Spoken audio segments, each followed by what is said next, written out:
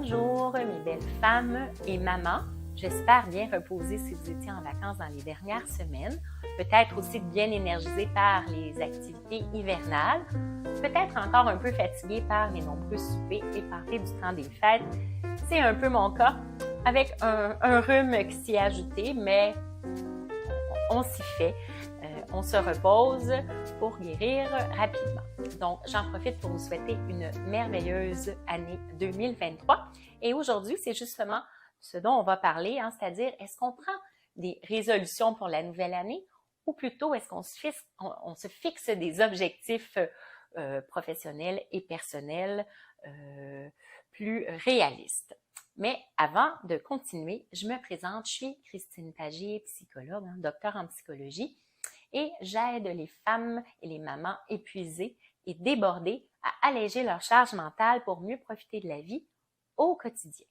Donc, je suis en pratique privée depuis plus de 20 ans maintenant et à travers le temps, j'ai rencontré plusieurs femmes et mamans qui avaient une lourde charge mentale sur les épaules. J'ai aussi rencontré des hommes et des papas, bien sûr, mais davantage de femmes et ça me donnait envie de tourner des petites capsules vidéo pour aider le plus de monde possible à travers les réseaux sociaux et Internet. Donc, nous revenons aux résolutions de la nouvelle année.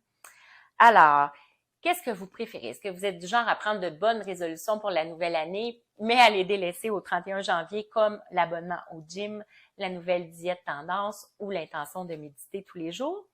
Ou vous êtes plutôt du style à vous fixer des objectifs réalistes et réalisables pour la prochaine année ou le prochain trimestre que vous allez réaliser petit pas à petit pas, progressivement, de façon organisée et planifiée, en vous fixant des objectifs professionnels et personnels avec une échéance, vous avez beaucoup plus de chances de les atteindre. Et le chiffre magique, eh bien, c'est 3. Donc, 3 gros objectifs professionnels principaux pour l'année et 3 objectifs personnels ou familiaux également. Donc, de ces 6 objectifs, vous pouvez les diviser en 3 sous-objectifs par trimestre, donc au total 12 sous-objectifs pour votre année, pour chacune des sphères, la sphère personnelle et ou familiale et la sphère professionnelle. Évidemment, vous pouvez réévaluer vos objectifs à chaque trimestre. Par exemple, au niveau professionnel, si vous êtes entrepreneur, travailleur autonome, vous souhaitez créer un programme en ligne, lancer un podcast, puis développer votre communauté sur les réseaux sociaux. Donc, ce seraient vos 3 gros objectifs pour l'année. Au niveau personnel, ça pourrait être faire un voyage, redécorer ou rénover une pièce de la maison et vous entraîner 3 fois semaine. Donc là, ce seraient vos 3 objectifs personnels et peut-être familiaux. Pour arriver à réaliser vos objectifs, vous allez devoir planifier les étapes pour chacun d'entre eux selon le délai où vous voulez les réaliser dans l'année. Maintenant, avant de continuer, je vous invite à partager mes capsules vidéo si vous pensez que ça pourrait être utile à d'autres personnes. Évidemment, si vous aimez ce que je fais, vous pouvez cliquer j'aime et aussi vous abonner soit à ma chaîne YouTube ou vous inscrire à mon groupe privé Facebook Alléger votre charge mentale dans laquelle je partage d'autres petites capsules plus écrites, des réflexions, des stratégies, des questionnements, etc.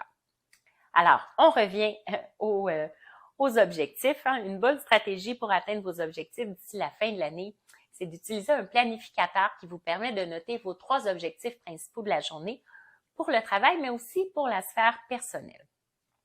En ne prévoyant que 3 objectifs principaux par jour, vous aurez du temps pour gérer les imprévus ou les urgences qui peuvent arriver et vous avez toutes les chances de les réaliser pendant votre journée au travail ou pendant la soirée à la maison. Désolée. Vous aurez également du temps pour lire et répondre à vos courriels, vos nombreux messages, vos appels téléphoniques, etc.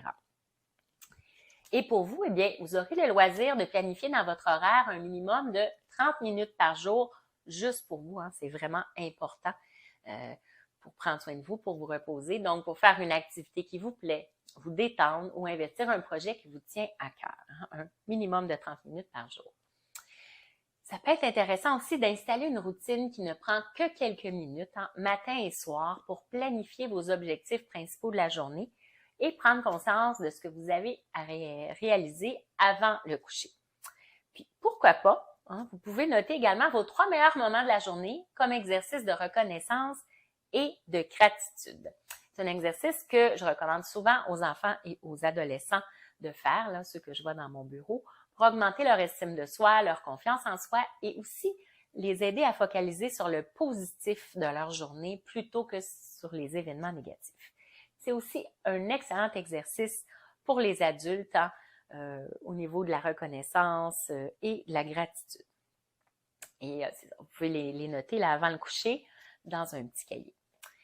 En organisant et en planifiant davantage vos objectifs personnels et professionnels tous les jours, vous augmentez grandement vos chances de les réaliser d'ici le 31 décembre 2023. Une autre suggestion qui est tendance cette année, j'ai vu ça passer là, quelquefois sur les réseaux sociaux, c'est de choisir le mot qui guidera votre année 2023. Ça pourrait être par exemple abondance, sérénité, audace, vitalité. Tout est permis selon le mot qui vous inspire le plus pour cette année, puis vous pourriez orienter vos objectifs en lien avec ce mot de l'année. Donc, revenons à l'affirmation de soi. Qu'est-ce que c'est l'affirmation de soi? Et comment on peut la développer ou l'améliorer dans nos relations avec notre famille, nos amis, nos collègues? Donc, selon Dany Gagnon, psychologue, qui a écrit l'affirmation de soi, comment le développer et améliorer vos chances d'obtenir ce que vous désirez, l'affirmation de soi gravite autour d'une attitude ainsi que d'un répertoire d'habiletés. Il s'agit d'une attitude basée sur le sentiment que vous êtes un individu qui a autant de valeur que tous les autres et sur une gamme d'habiletés qui vous permettront d'agir selon cette attitude dans votre vie. Donc, le noyau de l'affirmation de soi est tout simplement l'expression de vos opinions, vos besoins et vos sentiments. En vous affirmant, vous vous prévalez des droits suivants. Le droit de dire « je ne sais pas » parce que parfois, tout simplement, on ne sait pas.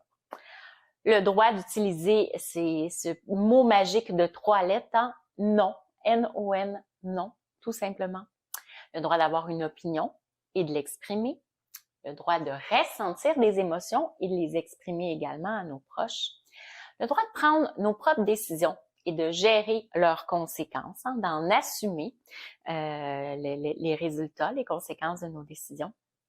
Le droit de changer de décision parce que parfois, après coup, on se rend compte qu'on n'est pas confortable avec la décision qu'on a prise, alors on a le droit de changer.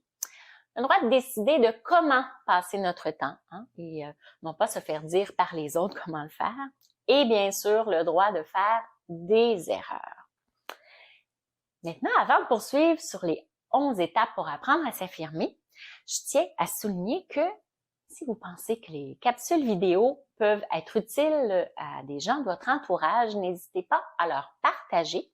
Vous pouvez également cliquer j'aime sur mes publications et vous abonner à ma chaîne YouTube Christine Pagé, la psy en ligne, pour ne manquer aucune de mes capsules vidéo.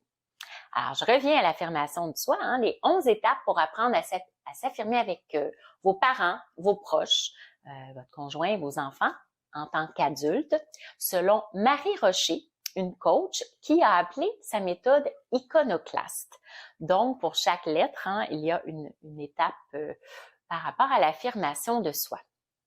Alors, la première étape, identifier. Donc, identifier les situations à modifier dans notre affirmation de soi avec les autres. La deuxième étape, comprendre les mécanismes qui entrent en jeu. À quel besoin répond ce comportement face à mes proches, parents, enfants, conjoints, amis. Par la suite, notre objectif. Que voulez-vous vraiment à la place, donc, dans votre relation? Vous pouvez écrire ce que vous souhaitez, comme si vous passez un engagement envers vous-même, que vous voulez changer un comportement et vous donner un objectif pour le faire. Ensuite, notez ses besoins pour y arriver. Donc, pour vous aider, vous pouvez vous dire « Je m'affirmerai face à mes parents, face à mon conjoint, face à mes enfants, si ».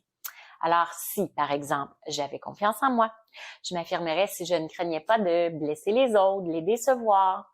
Je m'affirmerais si je savais comment leur dire, avec quels mots, qui demeurait quand même délicat à entendre pour eux, malgré tout.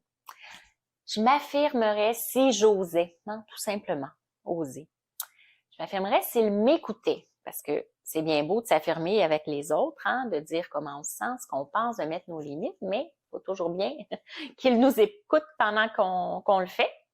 Et je m'affirmerais si je me sentais pas aussi coupable. Hein. Bien souvent, c'est la culpabilité, la crainte de blesser les autres, de leur faire du mal, qui se sentent rejetés, par exemple, qui fait qu'on ne s'affirme pas avec eux et qu'on garde tout à l'intérieur de soi.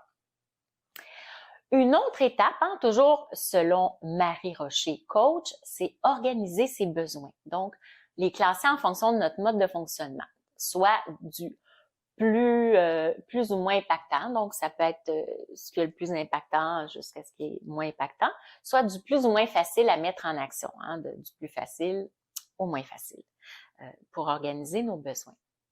Ensuite, une autre étape, c'est commencer le changement. Donc, vos besoins maintenant sont identifiés, sont classés. On peut commencer à mettre les actions en place pour changer.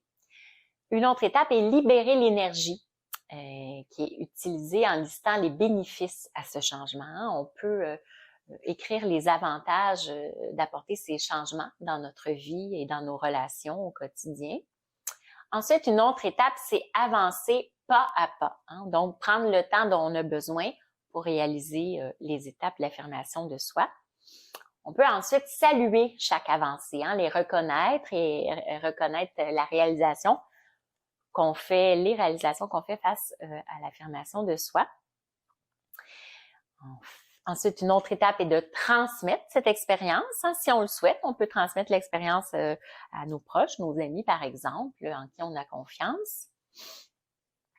Et finalement, émanciper. Donc, l'évolution de notre affirmation de soi nous permet de nous émanciper davantage dans notre famille et donc d'être plus satisfaite dans nos relations, dans notre façon de communiquer avec les autres.